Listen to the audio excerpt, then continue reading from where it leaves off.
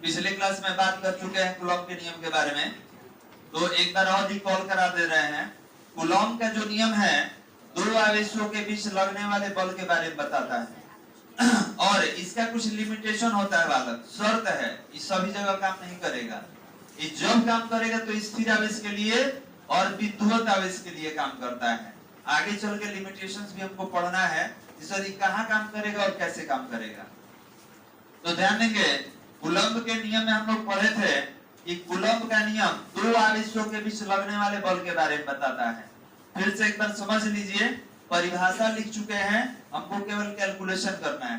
तो एक बार हम समझा दे रहे हैं, बहुत बच्चे नहीं भी आए होंगे जो समझिएगा। हमने बोला कि यहाँ पर दो आवेश दिया गया, एक आवेश लेते हैं Q1, एक लेते हैं Q2। अब ध्यान देंगे, ये समान प्रकार का भी हो सकता है और असमान भी हो सकता है।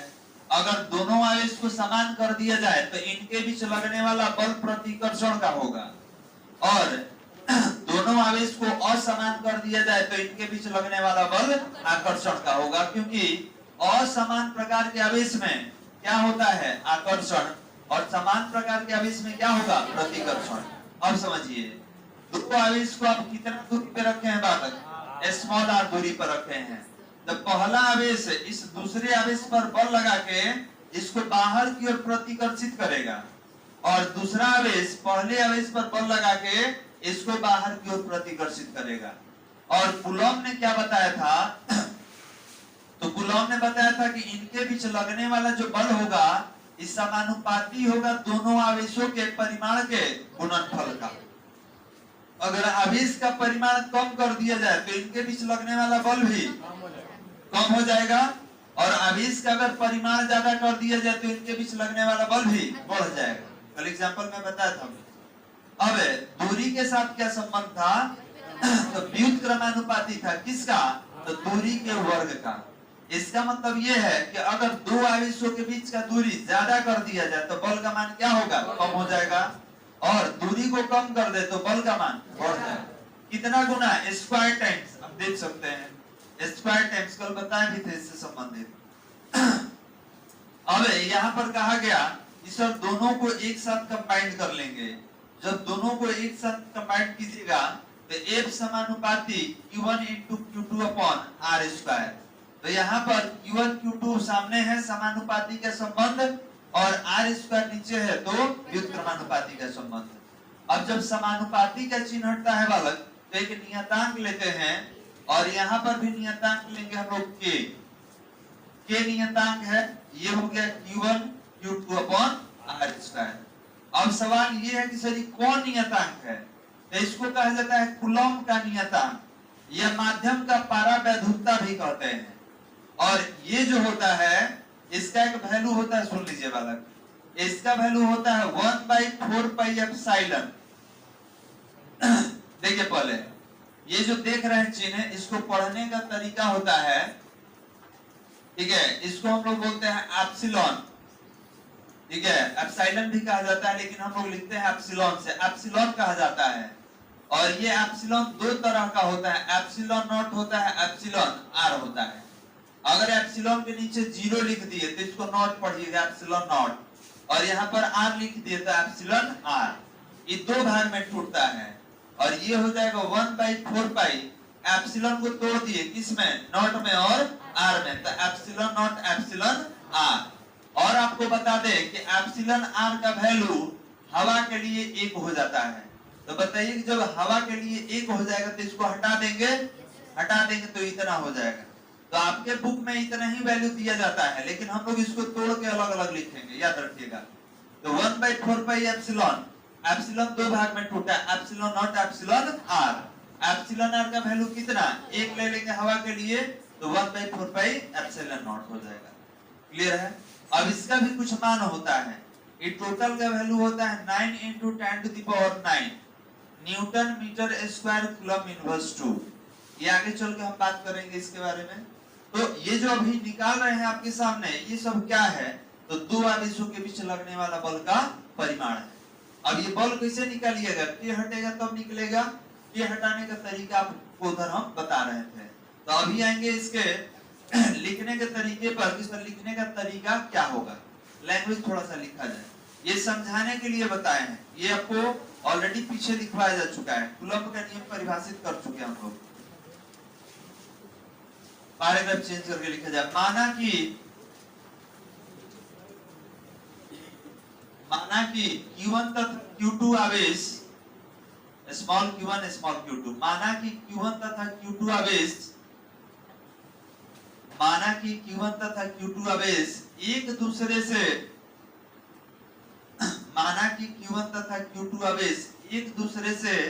स्मॉल r दूरी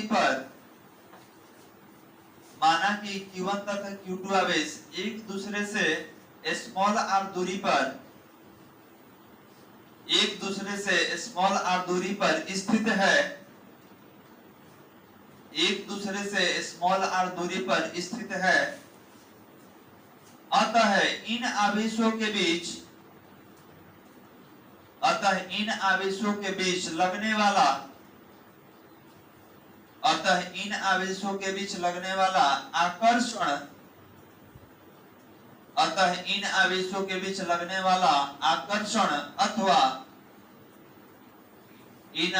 बीच लगने वाला आकर्षण अथवा प्रतिकर्षण का बल और डैश दे देंगे, आकर्षण अथवा प्रतिकर्षण का बल और डैश दे दीजिए। हो गया बालक। अब देखिए डायग्राम में आते हैं, आप देख सकते हैं कि दो आवेश दिया गया है, दोनों समान प्रकृति का है, तो आकर्षण का बल होगा कि प्रतिकर्षण का? प्रतिकर्षण, क्योंकि समान प्रकार के आवेश में याद रखेंगे सजातीय आवेश में क्या होता है? प्रतिकर्षण। हम लोग गुण में पढ़ चुके हैं पीछे। तो यहाँ पर दोनों कितना दूरी पर है? स्मॉल r दूरी पर। अब आपसे पूछा जाएगा कि दोनों को कहाँ रखे हैं, माध्यम क्या है, तो आप कहिएगा कि माध्यम हवा हो जाएगा या माध्यम निर्वात भी ले सकते हैं। यहाँ पे लिख दे रहे हैं बालक, माध्यम जो है निर्वात या हवा, क्योंकि दोनों के लिए याद कीजिए प्रकाश में क्या पढ़े थे कि अपवर्तनांक सेम होता है, याद है? निर्वात के लिए 1 था और हवा के लिए भी 1 ही था। तो यहाँ पर निर्वात भी ले सकते हैं और हवा भी। तो निर्वात में दो आवेश रख दिए Q1 और Q2, दोनों पर समान प्रकार का आवेश है। अब कूलम्ब के अनुसार कूलम्ब क्या बताए थे कि दोनों के बीच लगने वाला आकर्षण अथवा प्रतिकर्षण का बल समानुपाती होता है। किसका? तो आवेश के परिमाण के गुणनफल का समानुपाती होता है, एवं साथ ही दोनों आवेशों के बीच के दूरी के वर्ग का व्युत्क्रमानुपाती होता है। इसको परिभाषा में हम लोग लिखे थे। तो आप देख सकते हैं यहाँ क्या है, समानुपाती का संबंध, या जो बल है दोनों के बीच लगने वाला बल इस समानुपाती है। किसका समानुपाती है? तो आवेशों के परिमाणों के गुणनफल का। और यहाँ पर आप देख सकते हैं कि व्युत्क्रमानुपाती है किसका? तो दोनों आवेशों के बीच के दूरी के वर्ग का। अभी दोनों को एक साथ कंबाइन कीजिए, दोनों को एक साथ कंबाइन कर दिए तो Q1 Q2 पर r² नीचे, ये समानुपाती का चिन्ह हटाएंगे तो नियतांक क्या होगा? K Q1 into Q2 upon r² समीकरण 1। अब सवाल ये है कि सर K क्या है? तो K एक नियतांक है जिसे कूलम्ब का नियतांक कहा जाएगा। तो याद रखेंगे, इसके बाद हम एक लैंग्वेज बोलेंगे, वो लैंग्वेज आपको लिखना होगा। K का वैल्यू लिखने से पहले लैंग्वेज हम लोग लिखेंगे। तो आप यहाँ से स्टार्ट कीजिए, डायग्राम बनाकर ये इसके नीचे समीकरण 1 तक आएंगे। पहले दो आवेश बना लीजिए Q1 Q2 कितना दूरी पर? स्मॉल r दूरी पर।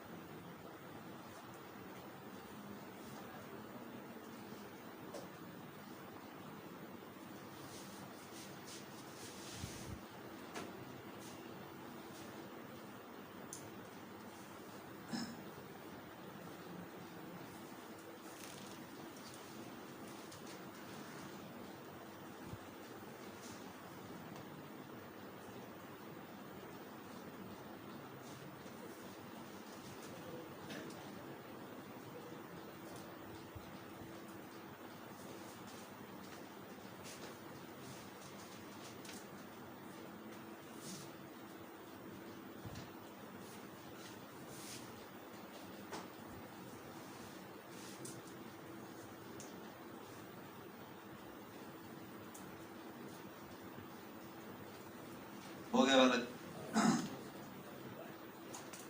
चलिए अब के बारे में लिखना होगा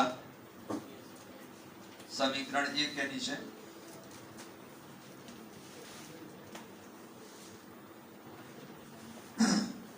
लिखेंगे जहां के एक नियतांक है,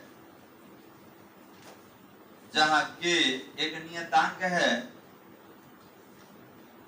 जहां के एक नियतांक है जिसे कूलॉम का नियतांक,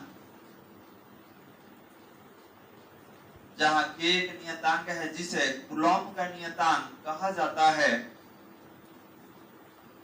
जिसे कूलॉम का नियतांक कहा जाता है, जिसे कूलॉम का नियतांक कहा जाता है। हो गया बालक। इसको माध्यम का परावैद्युतांक भी कहते हैं, जो कि आगे आपको बताया जाएगा। अब देखिए के का वैल्यू कितना होगा बालक, ध्यान देंगे। के का वैल्यू होता है 1/4 पाई एप्सिलॉन, ठीक है, 1/4 पाई एप्सिलॉन, और ये दो भाग में टूटता है। तो इसको अगर आगे बढ़ाया जाए तो 1/4 pi epsilon naught epsilon r हो गया, समझा जाए। तो के का वैल्यू कितना, 1/4 पाई एप्सिलॉन इक्वल टू, अब ये एप्सिलॉन दो भाग में टूट गया, एप्सिलॉन नॉट एप्सिलॉन आर। पढ़ने का, इसका पढ़ने का तरीका क्या है, तो आप यहाँ पे बता सकते हैं कि सर ये जो है एप्सिलॉन है, अब यहाँ पर 0 लग जाएगा तो नॉट हो जाता है, और आर लग जाएगा तो एप्सिलॉन आर हो जाएगा। तो आप के का वैल्यू लिख लीजिए, इसके आगे हम लोग कंटिन्यू करेंगे। के का वैल्यू लिख,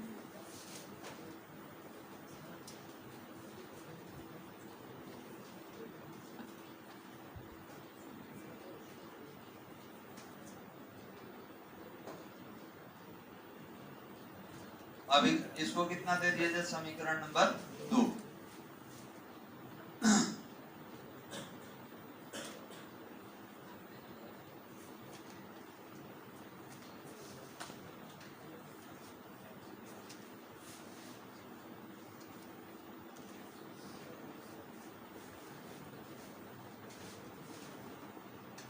हो गया।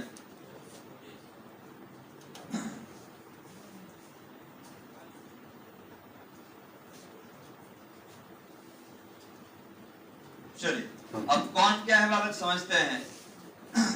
इसमें सबसे पहले ये था, इसी को पढ़ने का तरीका बताएं। एप्सिलॉन, इसको क्या कहा जाएगा, माध्यम का परावैद्युतता, या माध्यम का परावैद्युतांक, या माध्यम का विद्युतशीलता। इसका 3 नाम है, समझिएगा। इसको माध्यम का परावैद्युतता, या माध्यम का परावैद्युतांक, या माध्यम का विद्युतशीलता, 3 नाम से जाना जाता है। माध्यम का विद्युतशीलता भी हम लोग कह सकते हैं। इसको इधर हम कर दे रहे हैं, और या करके इसको और कंटिन्यू करते हैं। या करके यहाँ लिख सकते हैं माध्यम का विद्युतशीलता, माध्यम का विद्युतशीलता, ये तीनों एक ही नाम है बालक।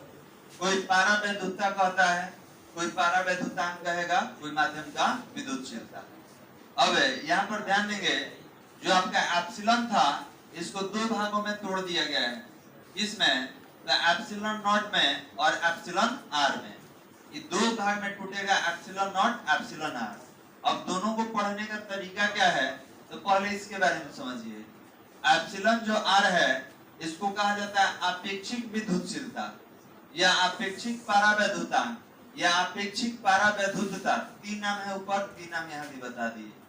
और हवा के लिए इसका वैल्यू होता है 1, क्योंकि आप अभी इसको कहाँ रखे हैं, निर्वात में या हवा में रखे हैं, तो दोनों के लिए कितना होता है, 1। अब ये क्या है, एप्सिलॉन नॉट क्या है, तो एप्सिलॉन नॉट, देखिए पढ़ने का तरीका यहाँ बता चुके हैं। ये जो लिखा हुआ है, इसको पढ़ेंगे कैसे, एप्सिलॉन नॉट से। इसको क्या पढ़िएगा, निर्वात या हवा का विद्युतशीलता, या परावैद्युतांक, या परावैद्युतता। 3 नाम है ना बालक, परावैद्युतता भी है, परावैद्युतांक भी है, और विद्युतशीलता भी है। तो आप निर्वात या हवा का विद्युतशीलता बोले पारावैद्युतांक बोले ये पारावैद्युतांक। अब इसका एक वैल्यू होता है, वैल्यू देख लीजिए, इसका वैल्यू कितना होता है, तो इसका वैल्यू होता है 8.854। हम दो ही अंक तक ले रहे हैं क्योंकि ज्यादा डेसिमल से ज्यादा अंक तक नहीं जाते हम लोग। 8.85 into 10 to the power minus 12 coulomb square newton inverse 1 metre inverse 2। ये इसका मात्रक हो गया। सबसे ज्यादा ध्यान मात्रक पे आपको देना है, ये बहुत बार यूज होता है और आपके परीक्षा में ऑब्जेक्टिव में भी रहता है, इसीलिए इसको हम ले रहे हैं। अब समीकरण 1 तथा 2 से, यहाँ जो 1 से लिखे हैं इसमें दोनों समीकरण हम यूज कर लेंगे, पहला और दूसरा।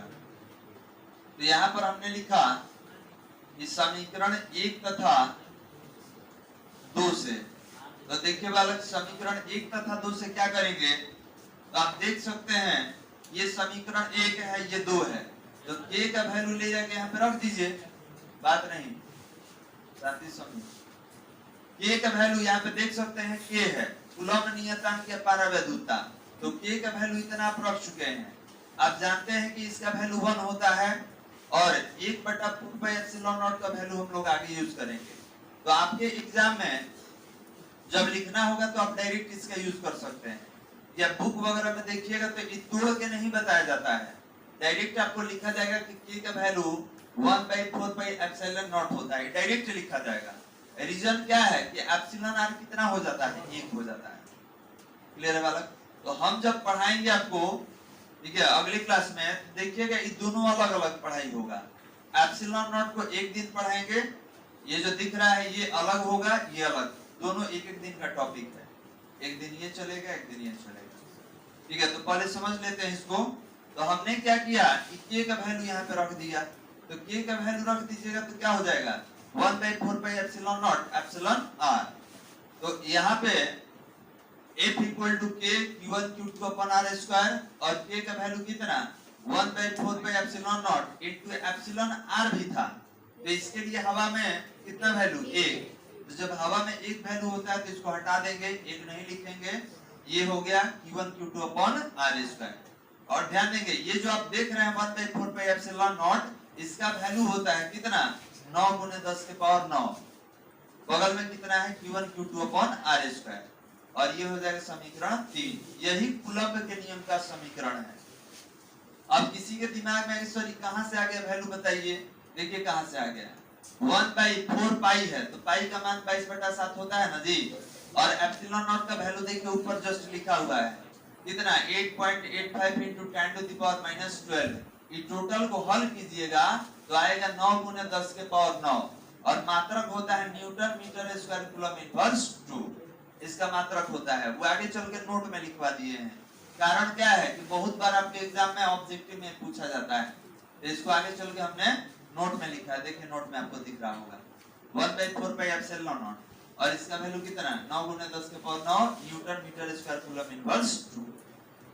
चलिए आप यहां से लिखेंगे बालक, ये हो गया था ना ये वाला, यहां से नीचे तक लिखे। एप्सिलॉन इक्वल टू, एप्सिलॉन क्या है, माध्यम का पारावैद्युता या माध्यम का पारावैद्युतांक या माध्यम का विद्युतशीलता, तीन नाम हम लोग लिखे हैं।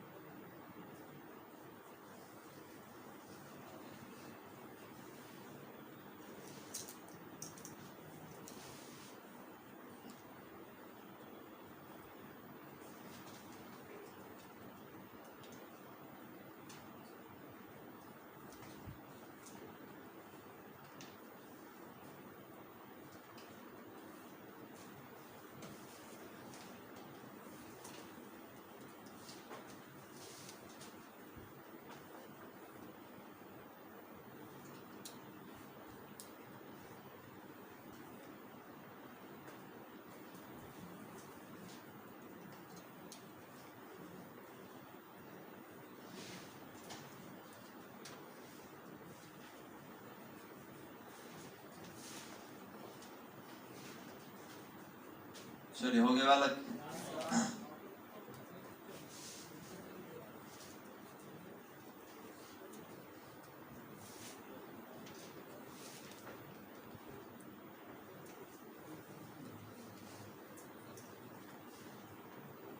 पढ़ने का तरीका याद रखिएगा।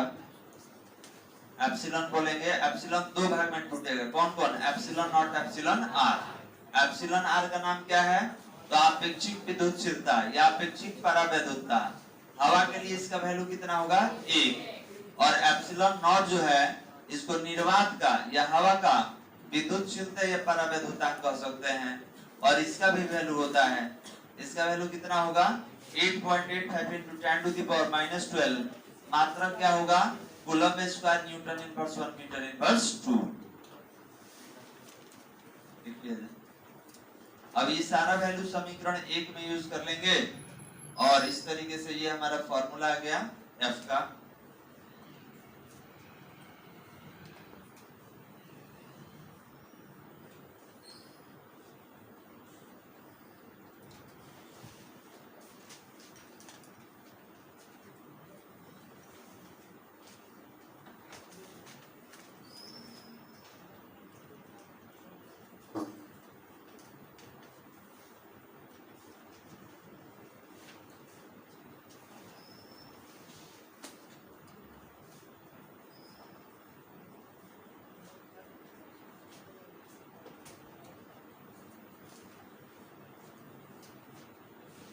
यही कूलम्ब के नियम के लिए आवश्यक समीकरण है, सूत्र है।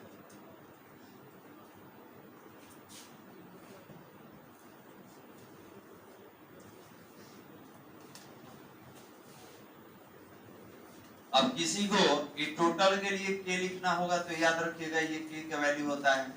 इसको हल करना होगा तो कितना लेंगे? 9 into 10 to the power 9। और एग्जाम में अगर ऑब्जेक्टिव पूछेगा तो पूछेगा 1/2πε0 का मान बताइए, और याद रखेंगे वैल्यू तो सबका यही देगा, मात्रक चेंज कर दिया जाता है, तो मात्रक आपको याद रखना होगा। हो गया यहाँ तक? लैंग्वेज लिखा जाए, लिखेंगे समीकरण 3 कूलम्ब के नियम का आवश्यक व्यंजक है। समीकरण 3 कूलम्ब के नियम का आवश्यक व्यंजक है। कूलम्ब के नियम का आवश्यक व्यंजक है। चलिए नोट लिखा जाए। Note number 1। तो ध्यान देंगे वाला, यहाँ पर नोट नंबर 1 में के का वैल्यू लिखा हुआ है, माध्यम का जो परावैद्युतता है, ठीक है, उसका वैल्यू लिखा हुआ है। तो के को किससे आप हटाइएगा? 1/4πε0 से, ठीक है। यही तो अभी हम लोग यूज किए हैं पीछे। और ये टोटल का वैल्यू कितना होता है? 9 into 10 to the power 9। मात्रक क्या होगा? Newton metre square coulomb inverse 2। अब इसका वैल्यू भी लिखे थे हम लोग। इसका नाम क्या है? निर्वात या वायु का विद्युतशीलता। और ये कितना होगा? 8.85 into 10 to the power -12। इसका मात्रक क्या होगा? Coulomb square newton inverse 1 metre inverse 2। अब से बार बार ये दोनों वैल्यू हम लगातार पूछेंगे। चलिए लिख लीजिए, इसके बाद अगले नोट पर आएंगे हम।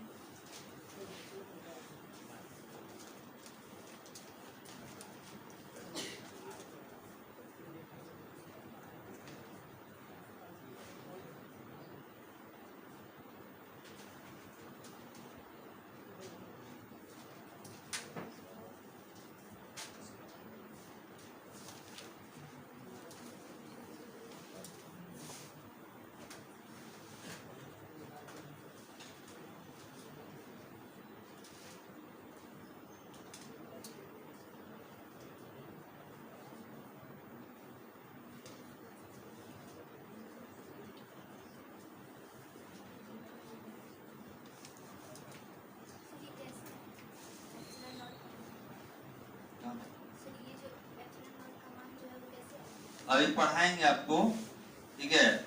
इसके बाद वाला जो टॉपिक है उसका नाम है निर्वात या माध्यम का विद्युतशीलता वायु का, उसमें ये बताया जाएगा, ठीक है। यहाँ पे जो आप एप्सिलॉन यूज किए ना, एप्सिलॉन नॉट एप्सिलॉन आर, ये दोनों एक एक दिन का टॉपिक है, एक दिन ये बताया जाएगा, एक दिन ये बताया जाएगा, अलग अलग, ठीक है। दोनों के बारे में बताया जाएगा कि ये होता क्या है, ये पारावैधुता होता क्या है, ये समझेंगे हम लोग। अभी तो हमने लिखा है केवल इसको, हाँ उसी समय निकाला जाएगा। हो गया बालक। चलिए नोट नंबर 2, नोट नंबर 2,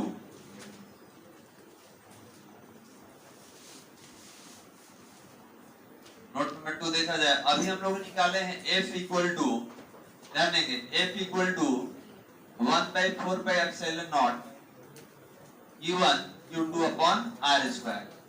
अब देखिए अभी इन्होंने पूछा कि सर मात्रक कहाँ से आ गया, वैल्यू कहाँ से आ गया, तो एक एक करके हम लोग धीरे धीरे निकालेंगे। यहाँ पे मात्रक पहले चेक करते हैं। तो आप क्या करेंगे, इसको ऊपर लाइए, 4πε0 ऊपर हो जाएगा, ठीक है, और ये हो जाएगा 1/f Q1 Q2 upon R square. ध्यान देंगे बालक, यहाँ पर 4πε0 को ऊपर लाया गया, f कहाँ गया, डिवीजन में, और बाकी जो पहले था वैसे ही हमने लिखा है। अब इसमें आप जानते हैं कि इसका वैल्यू निकालना है, ठीक है, इसका वैल्यू निकालना है, या 4π को आप यहाँ भी छोड़ सकते हैं, क्योंकि अचर का मात्रक नहीं ना होता है जी। अगर यहाँ पे हम 4π को छोड़ भी दे, एप्सिलॉन को ऊपर लेके आ जाए, ये हो जाएगा f इंटू 4π और कितना Q1 Q2 upon R square. Clear है बालक। अब इसमें एप्सिलॉन नॉट का वैल्यू हमको, इसका मात्रक चाहिए, तो बल का मात्रक कितना होता है, न्यूटन। ये 4π का तो मात्रक लेंगे नहीं, मात्रकहीन होगा।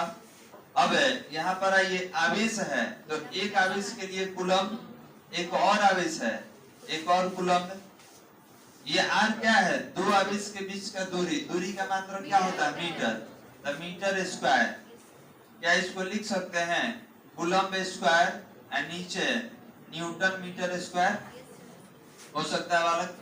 अब यहाँ पर जब निकाला जाए तो ये हो जाएगा एप्सिलॉन नॉट इक्वल टू या तो coulomb square newton metre square, और या तो कूलम स्क्वायर, ये दोनों नीचे से ऊपर जाके क्या होगा, माइनस में, ये होगा न्यूटन इनवर्स 1 मीटर इनवर्स 2। अभी आप देख सकते हैं ये हम लोग निकाले थे, अभी पीछे आप देखेंगे इसका वैल्यू हम लोग निकाले थे, इसका वैल्यू निकाले थे यहाँ पे, coulomb square newton inverse 1 metre inverse 2। तो देख लीजिए यहाँ पर हम लोग निकाल चुके हैं। इसी तरीके से वैल्यू भी निकालेंगे आगे, लिख लीजिए नोट नंबर 2।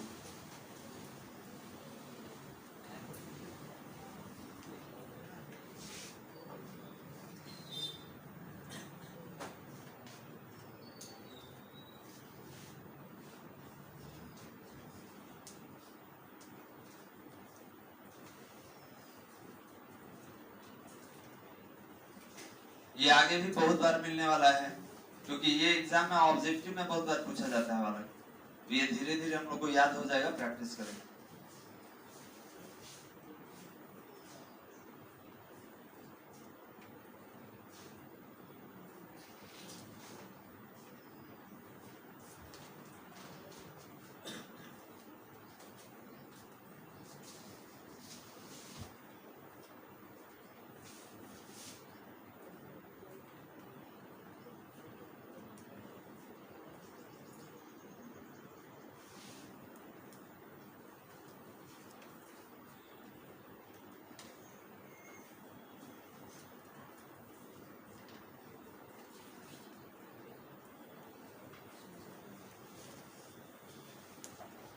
हो गया बालक। चलिए note number 3, note number 3 use करेंगे।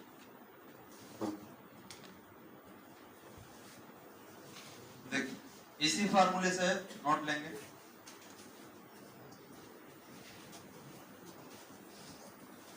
नोट नंबर 3, अभी फार्मूला कितना हमने डिराइव किया, F इक्वल टू, आप K भी ले सकते हैं, Q1 Q2 upon R square, या 1/4πε0 भी ले सकते हैं, जो भी आपको इच्छा हो, क्योंकि K हटेगा तो वही आएगा।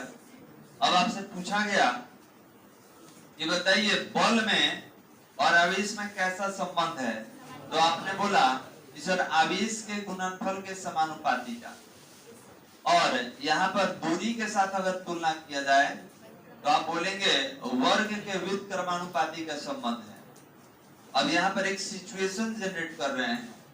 हमने बोला कि यदि आवेश का, ध्यान देने वाला, यदि आवेश का परिमाण का गुणनफल ज्यादा हो, अगर दोनों आवेश के बीच परिमाण का जो गुणनफल है इसका वैल्यू ज्यादा हो, तो आवेशों के बीच लगने वाला बल का मान भी क्या होगा, ज्यादा होगा। ज्यादा के लिए एरो अपवर्ड रहेगा, कम बताना होगा तो इसको नीचे कर देंगे। अब यदि आवेश का परिमाण कम कर दिया जाए तो आवेशों के बीच लगने वाला बल भी कम हो जाएगा। अब दूरी के साथ आइए, व्युत्क्रमानुपाती मतलब उल्टा संबंध है कि एक बढ़ेगा तो दूसरा घटेगा। तो यहाँ पर बोला गया कि दूरी को अगर दो आवेशों के बीच की दूरी को बढ़ा दिया जाए, ज्यादा कर दिया जाए, तो इनके बीच लगने वाला बल क्या हो जाएगा, कम हो जाएगा। और अगर दो आवेशों के बीच दूरी को कम कर दे तो इनके बीच लगने वाला बल का मान क्या होगा, ज्यादा। कितना गुना, स्क्वायर टाइम्स। ठीक है, आप दोगुना मत कहिएगा, स्क्वायर कहेंगे, क्योंकि स्क्वायर दोगुना में अंतर होता है। ठीक है, तो आप बोलेंगे सर स्क्वायर टाइम्स। अब इसको अगर समझना हो तो कोई कहेगा कि हम दूरी को 2 गुना बढ़ा दिए, दूरी को 2 गुना ज्यादा कर दिए, तो बल का मान कितना गुना कम होगा, तो बल का मान स्क्वायर टाइम्स, तो 2 का स्क्वायर कितना होता है, 4 गुना कम हो गया। कोई बोल दिया कि हम दूरी को 3 गुना कम कर दिए, यहाँ था दूरी को 3 गुना कम कर दिए, तो बल बढ़ेगा कि घटेगा, बढ़ जाएगा। तो आप बोलेंगे कि दूरी को अगर 3 गुना कम कीजिएगा तो इनके बीच लगने वाला बल, इसका स्क्वायर कर लीजिए, 9 गुना क्या हो जाएगा, ज्यादा हो जाएगा।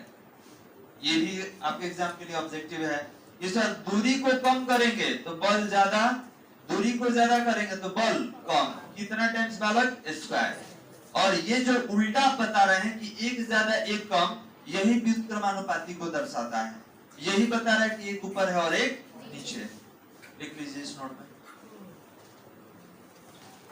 ये नोट नंबर हम लोग कितना है, 3rd नंबर 3rd में हम लोग लिख रहे हैं।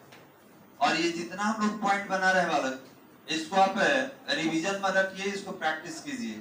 ऑब्जेक्टिव कहीं और से नहीं आता है, जो आप थ्योरी पढ़ रहे हैं इसी से ऑब्जेक्टिव आता है।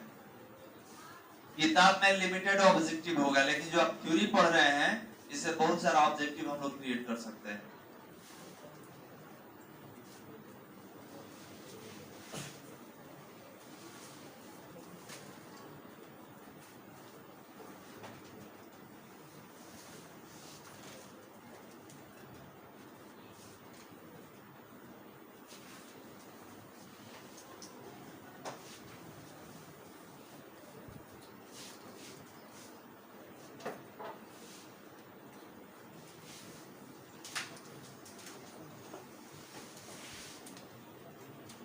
हो गया, ये भी लिख लेंगे।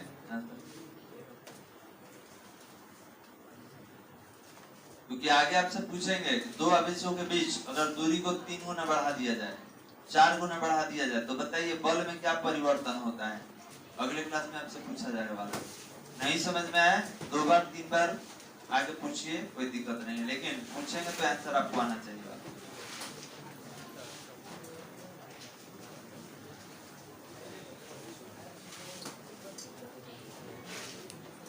चलिए यहाँ पे क्लोज करते हैं।